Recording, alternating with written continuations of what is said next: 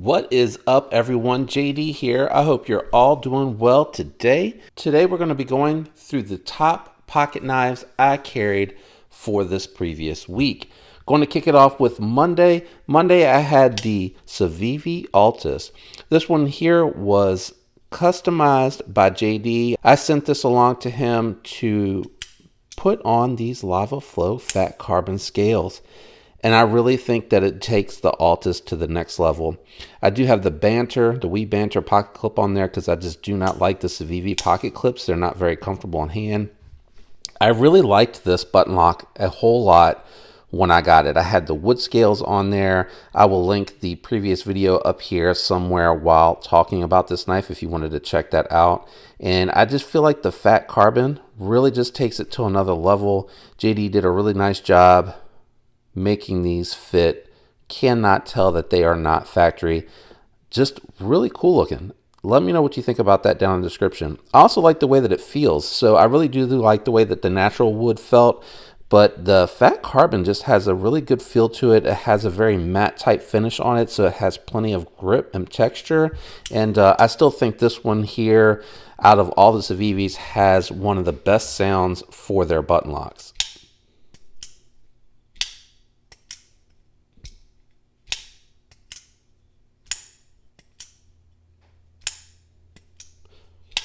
Really good action.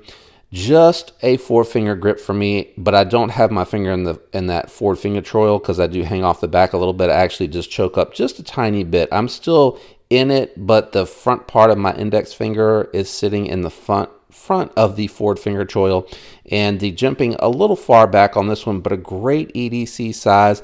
I did actually have this one in the case.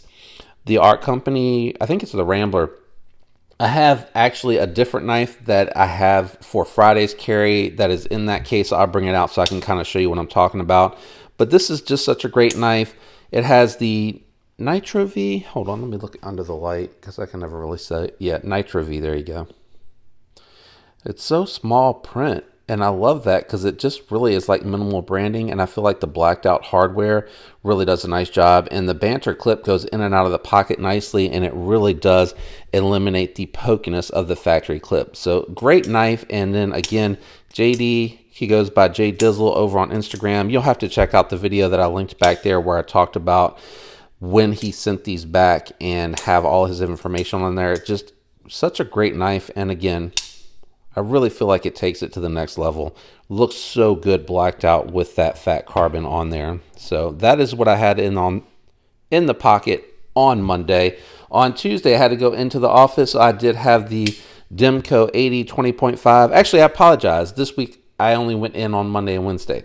So I was at home with the Demko 80 20.5 that has the original goat scales. These are the titanium with the shark's teeth, which I think is funny because it has the shark lock. I probably should have gotten the 3V in the shark foot, as he calls it, but I really just wanted to take my old AUS 10A that had the purple haze and upgrade it to the 3V. So I sold that one that had the AUS 10A.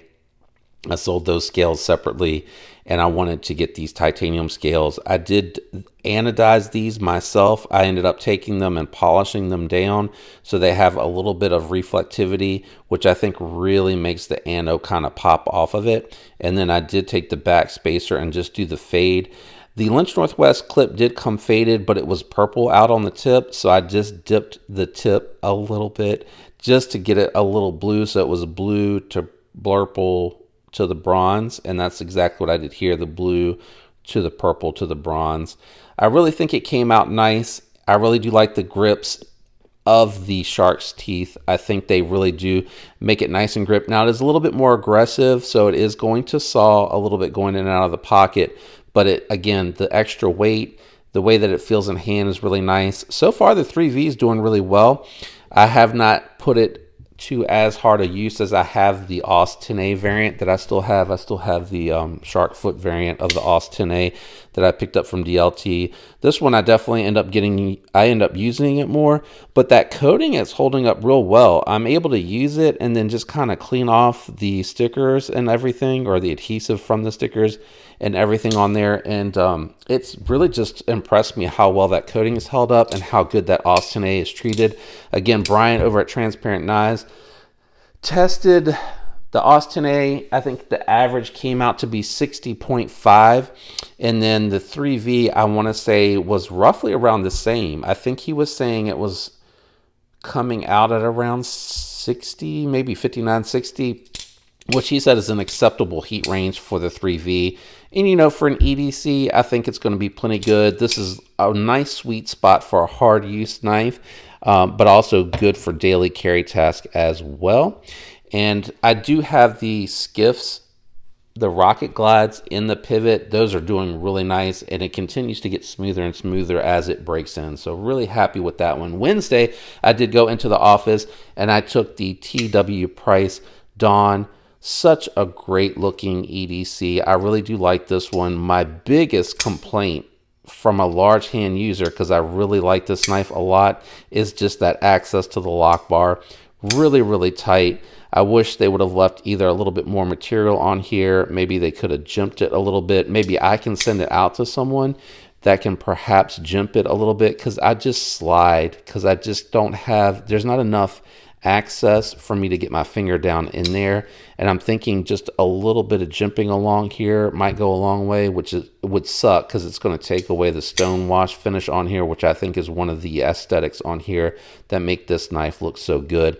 Super thin slicey blade, tall flat grind with great geometry, and it does work both for the reverse flick, and it has, if you can tell here, a little bit of lip on the material, which works really good for the thumb flick. So really well done. I also like how he put his initials, or his signature, yeah, I think that's T Price, his signature in the fuller. I think that's a nice little touch. And again, if I had a little bit more access to the lock bar, this thing would just be a dream. Even with my large hands, mostly not really choked up too far, just a little choked up in that forward finger choil, or it's not the forward, but it's the finger choil. I have a nice full grip, and it is contoured, so it does allow, or it does feel a little bit chunky in the middle, so it does give extra sustenance for the hand to grip onto for me. This here I feel like is more of a sharpening choil. I touch the edge of the blade whenever I try to put any part of the finger in there. So I feel like it's just a very generous forward choil. Great knife, good weight, goes in and out of the pocket well, very comfortable ergos. You know, just a great all-around EDC. I'm excited that he is going to be doing future iterations. I think he's mixing up some stone wash and some DLC coating. I think he's also doing something in Damasteel, and Bestech did a really good job on that knife. On Thursday, wanted to carry a knife I hadn't carried a while, still one of my favorites, and that is going to be the Benchmade Bug Out. This one here is the Blade HQ exclusive that has the 20 CV blade steel on it, and it came with the green hardware and a gray scale. What I decided to do was take the Flytanium scales that were on the old S30V variant and swap them over to this particular knife, and really just a great knife. I really don't know what I can say that hasn't been said about it. It is very thin profile, thin EDC blade that is up for any heavy duty hard use task. The Flytanium scales just take it to another level by giving it that little bit of contouring, and then it has the chamfering, which I really do like. The milling on here looks really good. I did anodize this one myself. It came in the raw titanium, and the anodizing after a year is holding up really well. I mean, it does show fingerprints and things of that nature, but it wipes right off. And it has really good action. This one actually has better action than it did on the S30V variant, but great knife. And I like the gray hardware on the blue ano. I think that looks good. And I think the green just gives it a little bit of pop without being too over the top. So I think it ends up looking pretty classy considering how that one's built out. But again, very lightweight, nice to carry, good, really comfortable to hold while using for long periods of time. That's just such a great knife. There's a reason that it's so popular, and I really do understand it. And Benchmade has a really great warranty. I did have a spring on this one go bad early on. I sent it in. It was back in 2 weeks, but I went ahead and upgraded to the stiffer Omega springs that you can get off of Etsy or off Amazon. And those have been on there for 8 months with no issues, knock on wood. So I'm so glad that I did discover those, because I have extras just in case they fail. But they feel really strong, really nice. So I'm hoping that they'll hold up, because I do love the Access Lock. I think it's a great locking mechanism, very safe for the fingers, very fidgetable, and again 100% lockup on the Tangle blade. That's a really nice feature. Today, I have the Vero Engineering Synapse XL. I went from all EDC sized knives all week to probably one of the largest knives in my inventory. I really do like this one. I think it's a great size. Fits in the hand really nicely. I use that middle scallop and have that front finger up on the flat spot here. And as you can see, I have plenty of space left on the back. Huge blade. Nice geometry though for such a huge blade, tall flat grind, so it does slice pretty well. The access to the lock bar, because it's larger, is really nice as well. It does have a ramp on this particular model, so if the detent ball doesn't get over the ramp, then it doesn't disengage. But man, you can see it has really smooth action and zero played, and it has a garage stop pin, which really does help solidify the lockup. Nice and centered, bolstered frame lock. Really nice. The thing that I like the least about this one, and I knew it when I picked it up, is that red carbon fiber on there. I am going to send this over to JD as soon as he lets me know he's ready for it. He is going to go ahead and take care of making scales for this one for me as well. And I'm really excited to see how that's going to come out. I shared with him what I wanted to do. I went ahead and picked them up and had them sent to my house, because there was 2 that I was weighing. So this will be going to him. Those scales will be made by him and installed. I can't wait to see what it looks like with them actually on it. I have an idea in my head, and I think it's going to look really, really good. But this is the Synapse XL, great size. The regular Synapse was a good size as well. It was like a bug out size, but the way that the scalloping and my fingers kind of interacted on that knife, I really just didn't feel as good as the XL in hand. That XL is really not going to fit on this screen, but I'm glad I picked up the XL, because I really like the look. And outside of the scalloping on the Synapse, I liked the way that it felt in the hand. I liked the blade shape and everything about it. Also today in the pocket, this was the organizer that I had the Altus in on Monday with this Fisher Space pen. I love these Art Company organizers, because it allows me to carry the companion knife down in the pocket as well. So definitely highly recommendable organizers. Check him out. Great product. This one here is the other one that I sent to JD, and I thought this one would have been the easier of the 2 to do, because it's the less detailed, but he ended up telling me that the scales were glued on from the factory, and it was a bit of a challenge to remove them and not damage them.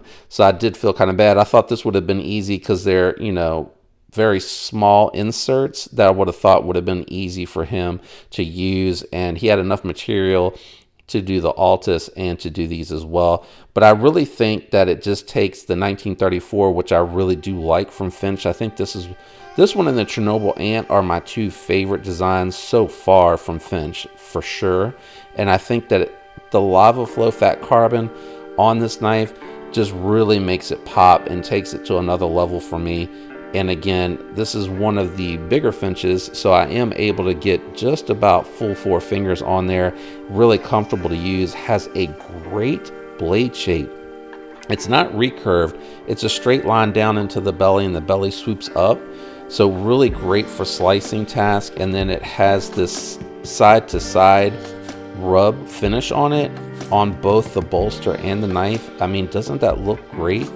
See, that just looks awesome. And I think the fat carbon on here really gives it that punch, that modern traditional feel for me. And I was so excited that I was able to get this done, because this is definitely one that I was very interested in doing something a little bit different on. A little bit more weighty, but I kind of like that. Even though it's a smaller knife, that extra weight kind of makes it not just feel premium, but it feels really solid in hand as well. But that is everything that I had in the pockets this week. This is the dual carry for Friday. What did you carry this week? What are you enjoying carrying the most? And let me know what you got coming in the mail that you're excited about. There's a couple of things that have released here that are very interesting to me. A couple of them will be coming up on the channel. If you enjoyed this video, leave a like. And if you're enjoying the content, consider subscribing. I'd love to have you follow along. Thanks to everyone out there that is already subscribed. I appreciate the continued support. And again, leave those comments down below. I hope all of you have a fantastic week. And until next time.